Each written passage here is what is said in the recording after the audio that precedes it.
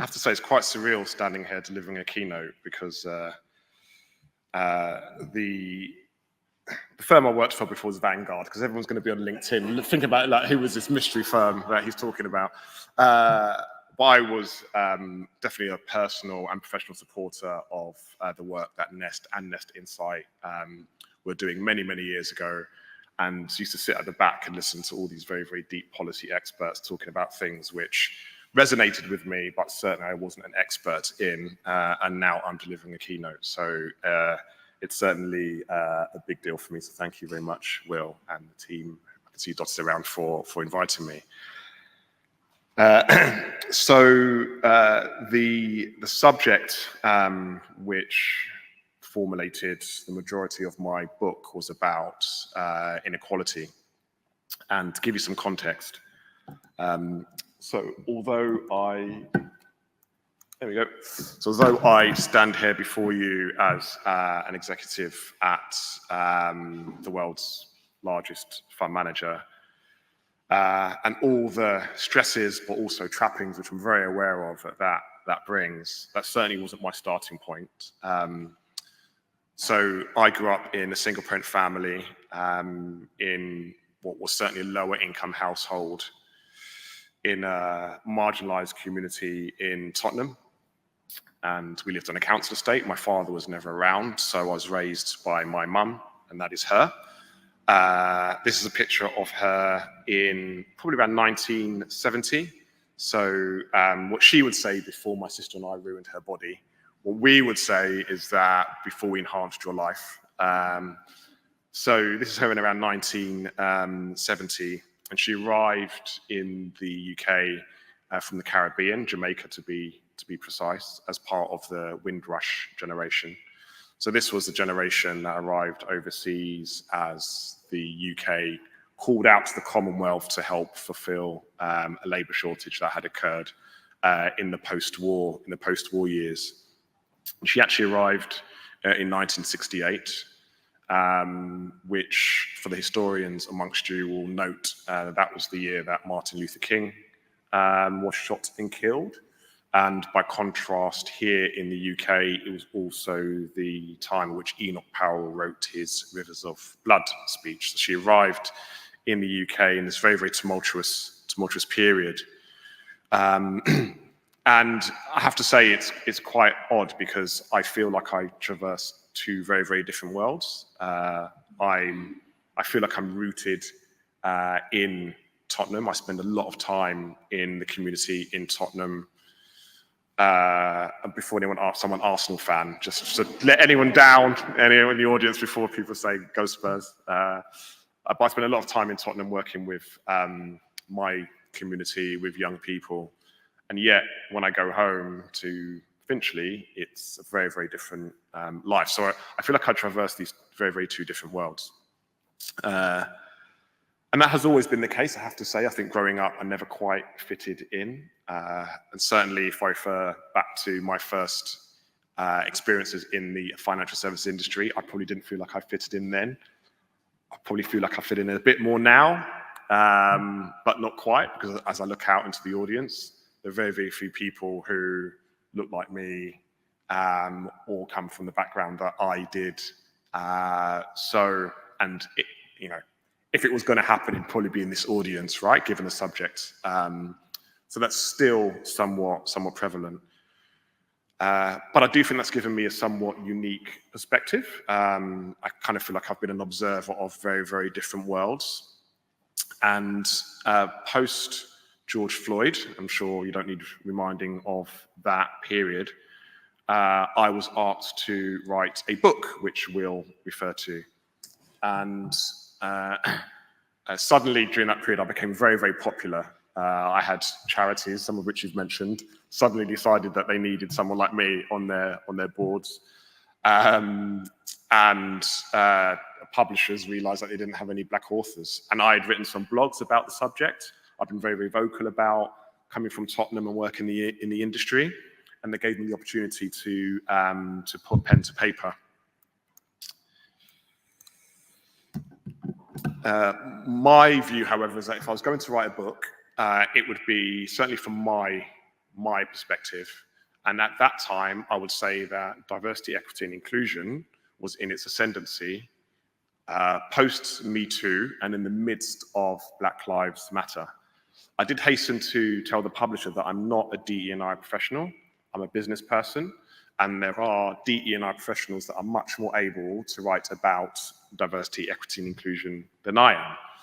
However, if I am going to write a book about this subject, I would write it from the perspective of a business person, which is what I am.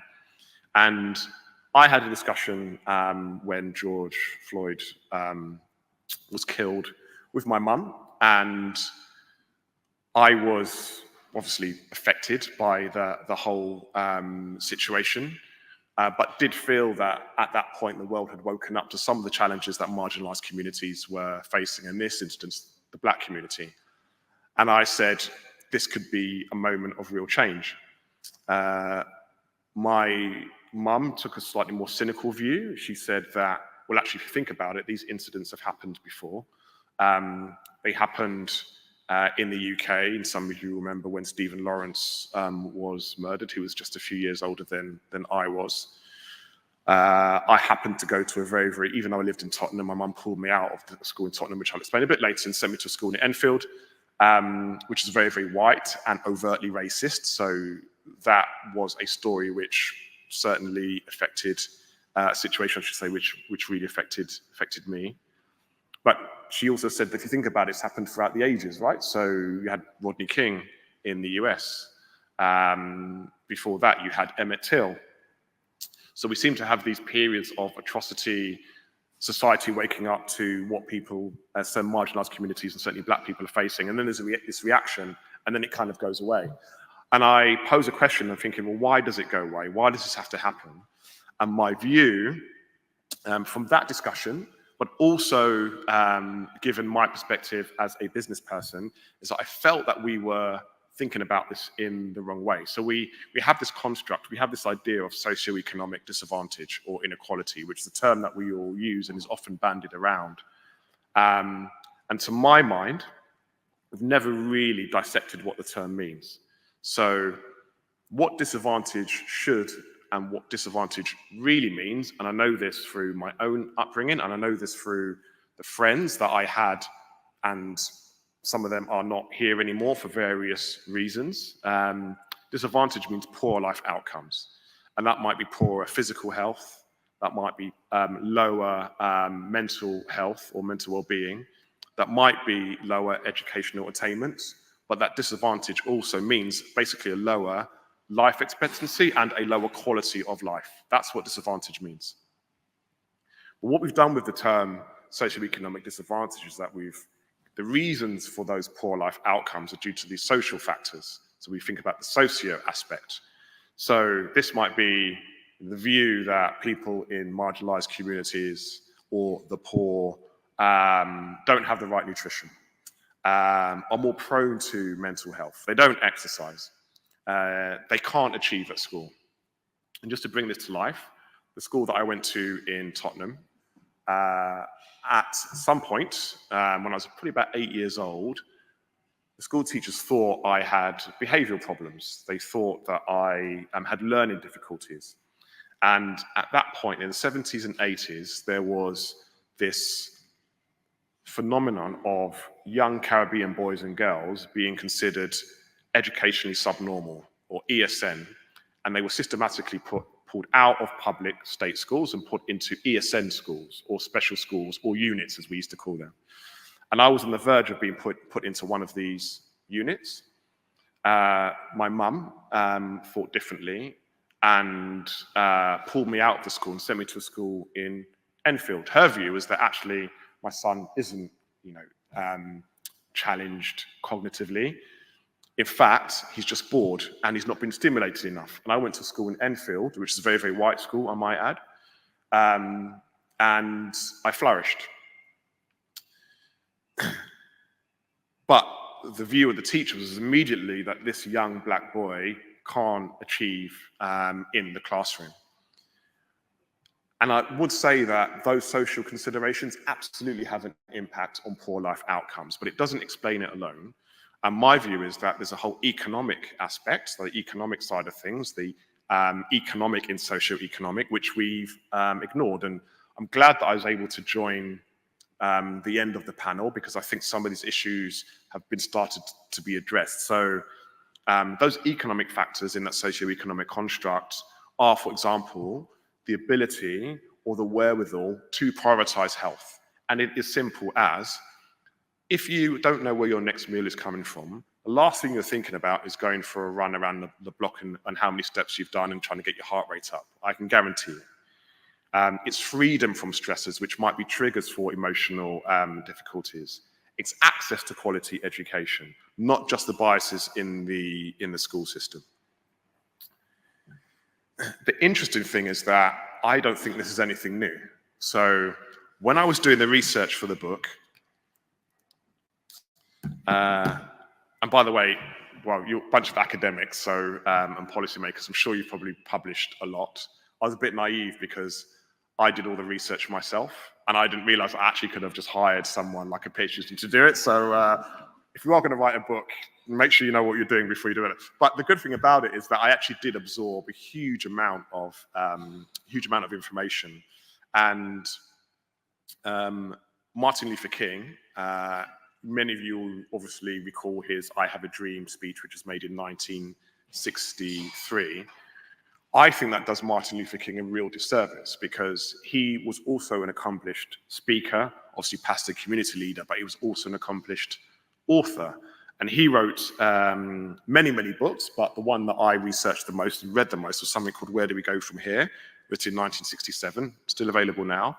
And actually his view was that for the Black community, and obviously he's talking about the Black community in the US, we will never, and I quote, we will never have freedom until we have economic rights.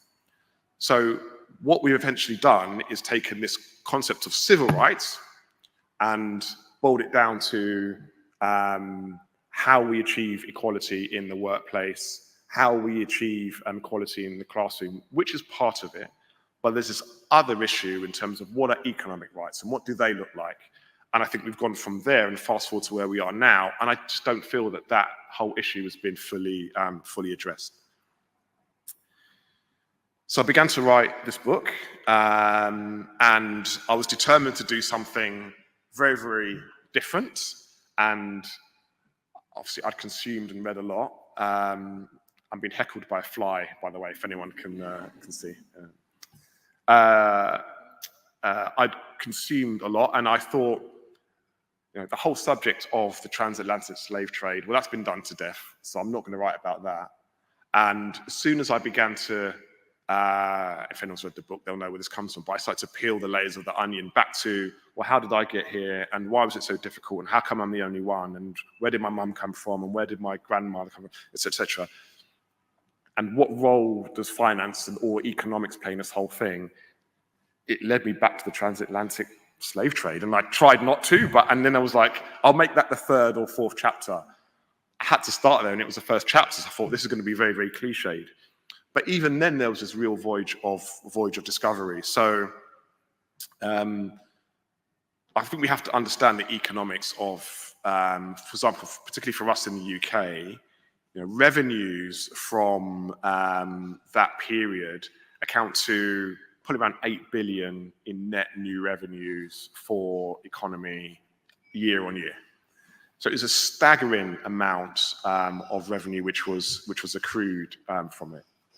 I'm not going to turn this into a lecture about the transatlantic slave trade, but what I would say is that, again, I think we've underestimated the economic importance of that, not just because of the amount of money that was made during that period, but also because it really allowed the UK and the US to industrialize, and which is why, maybe not the UK, which we'll come on to a bit later, but certainly why the US still it was one of the reasons why the US still has economic hegemony. But the original thought around the reasons for the transatlantic slave trade were because there was this strange Darwinistic view over like ebonics. So Black people are inferior to white people, and therefore they can be used as labor. And authors wrote about this. So again, for the geeks amongst you, there was a book, which again was part of my research, by Winthrop D. Jordan. And he wrote a book in 1968, again, same year, White Over Black, American Attitudes Towards the Negro. And his view is that the reason why the transatlantic slave trade became so large is because of this the perceived inferiority of black people rather than white people. Actually, there's another view, which is that the reason why that period, and it wasn't just the UK, it wasn't just the US, there were other Western democracies, Spain, Portugal, France, the Dutch, that also participated in that period, was actually that it made economic sense first. And there was a chap called Eric Williams called Capitalism and Slavery. That book was published in 1944. That was his thesis. And even more recently, David Eltis, The Rise of African Slavery in Americas in 2000, he wrote about this. And they put forward this view, and I read both sides of the accounts, that actually it was an economic imperative, which led to the role of, which is why the transatlantic slave trade became more prominent. So then I'm thinking, okay, well, I work in the City of London. I am at the epicenter, or one of the epicenters. Can you have more than one epicenter? No. I'm at the epicenter of capitalism. Like, what role does the City of London play in this? And I give you many, many examples, but perhaps sometimes it's better to give you a visual. So this is not the Bank of England, which people sometimes assume it is. This is the Royal Exchange, and this is where this is one of the first exchanges that was built and developed in the City of London. And if you look at the plinth above, there's a statue right in the middle, and that statue represents commerce. And she is holding the Book of Commerce and the rudder in her hand, and she's surrounded by 12 different figures that represent different centres of commerce when the Royal Exchange was built in the 18th century. So you'll see, if you squint your eyes, or you can just take a tube and go and have a look at it because it's still there, a Turkish merchant, a Chinese trader, the list goes on. But if you look to the right of commerce, you'll see there's a figure kneeling down. I'll just zoom in for you. And that figure represented, or represents, because again, it's still there, an African slave, kneeling at the feet of commerce. So that then led me to like probe, what role do institutions have to play in where we are now? And institutions could be finance institutions, but these institutions also encompass our judicial system, our police force, our health system, and what biases or structural issues are actually wrapped up in those institutions. Just to give you an example, there is a pub in the City of London called the Jamaica Inn. Anyone that works in the city might know it as the Jam Pot. It's just behind Cornhill. No drinkers in the. There's one person nodding saying I've been there. I've actually there's no drinkers in the audience, so there's one person that's been there. And actually outside the Jam Pot, there's a blue plaque which said, "Here is where the city's first coffee shop stood." And coffee shops were where the well-heeled went to trade, and they would trade goods from the empire. And that might be coffee, it might be sugar, and it was slaves. And these coffee shops became the first trading venues in the city, in the City of London. So it was ingrained into how the city operated. And just to draw some parallels, the city is changing somewhat. So you do have, people from my background now who, not many, but who do hold more senior positions. But to even enter, you had to come from the right family, you had to dress the right way, you had to go to the right school, you had to be invited. And certainly when I graduated, I was none of those things and I couldn't get in. So it begs the question of how far have we come away from that period. But you can see in terms of coffee shops, you can see in terms of protection of goods or ships and the insurance industry. You can see it in terms of the enforcement of the social order particularly in the US, and the way that we police today.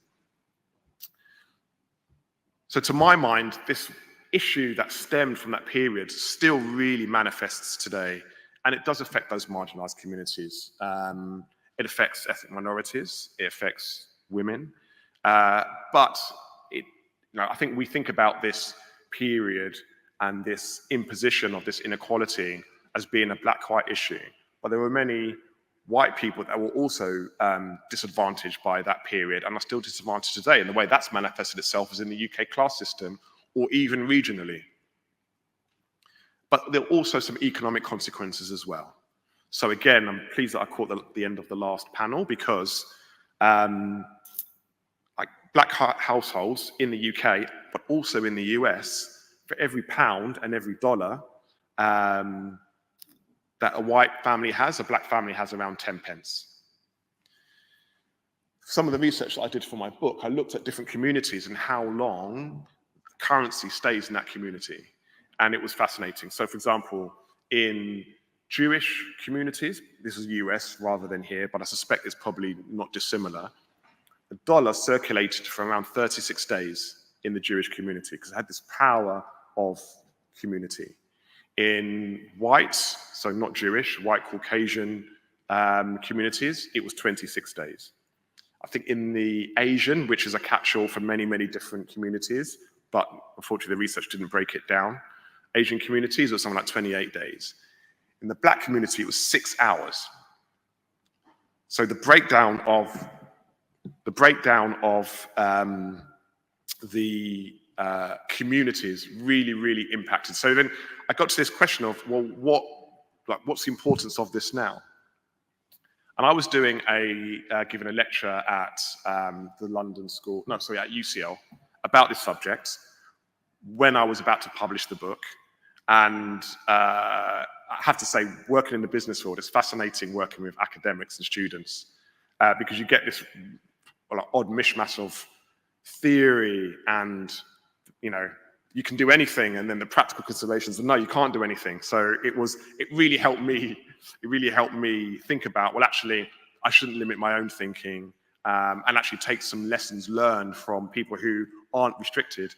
And one student, and I've got to probably this point in the book when I was talking through the thesis, she posed this question and said, well, surely if these inequalities are so ingrained in the system that you need to start anew. So she was advocating for burning the whole thing down and starting again. She was a student, I might add, so but that then led me to ask some questions. So, what do and what can we do?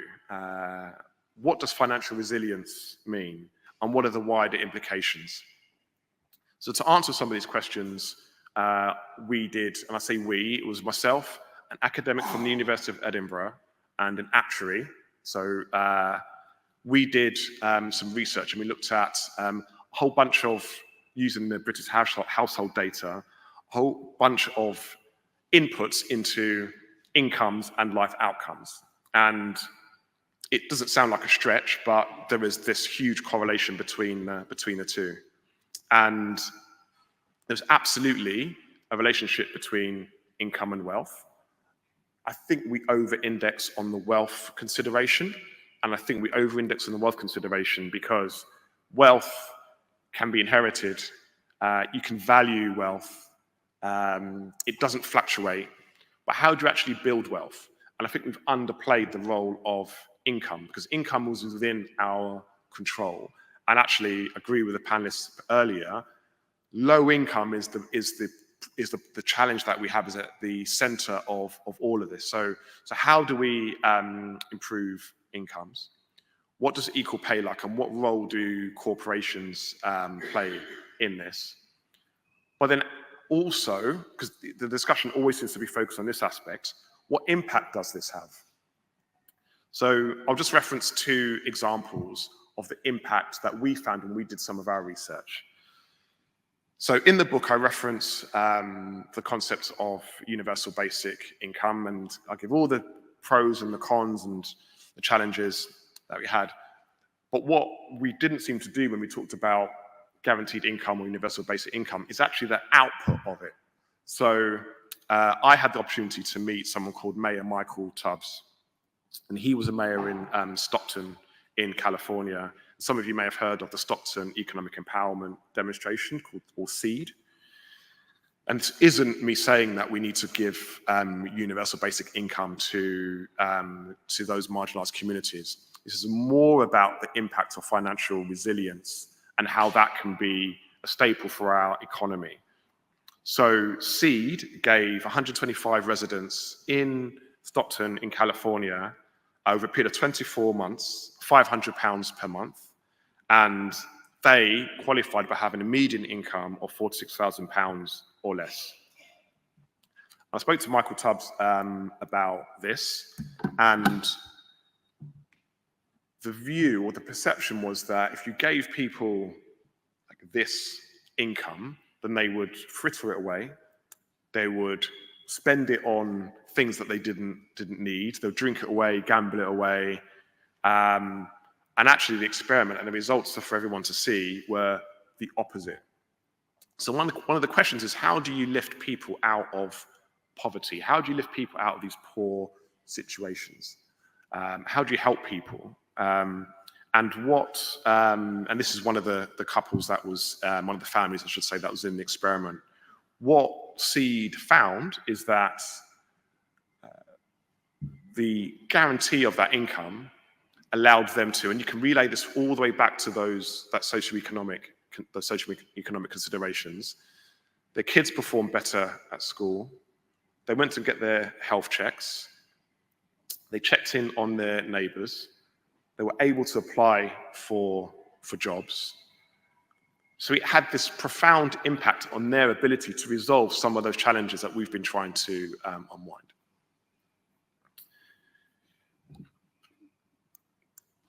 And we did our own experiment. So this is, you can see the sun beaming off my very, very shaven head somewhere in the background. But this is a school program that myself and a very inspirational individual called Andrew Myers launched. And it was, so my life is now very, very different. My daughters go to private school, which caused huge issues in my house, by the way, because my wife was for it, I was against it, and obviously she won. And it was definitely the right decision, but I just couldn't get my head around it. But it was absolutely the right thing to do, because I see how much they get from the school that they go to, how much more they get than just education. And it felt wrong to me that kids who go to schools in disadvantaged areas wouldn't have access to the same things.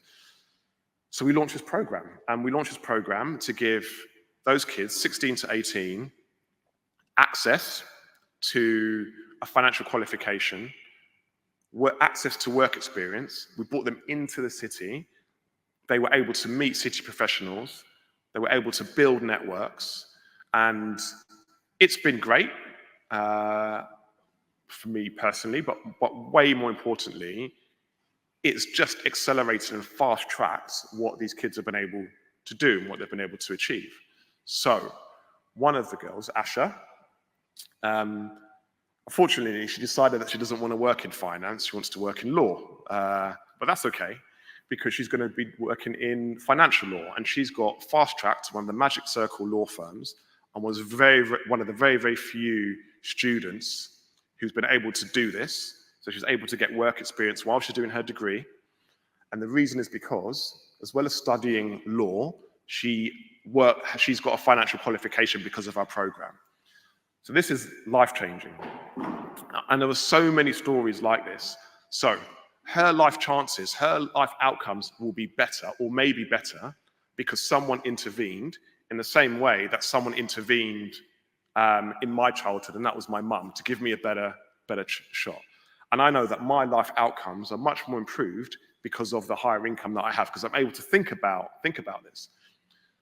So we do think about this in the very, very macro sense. So the ability of Asha to contribute a greater amount to society because she earns more and she spends more and she consumes on the micro level is incredibly important.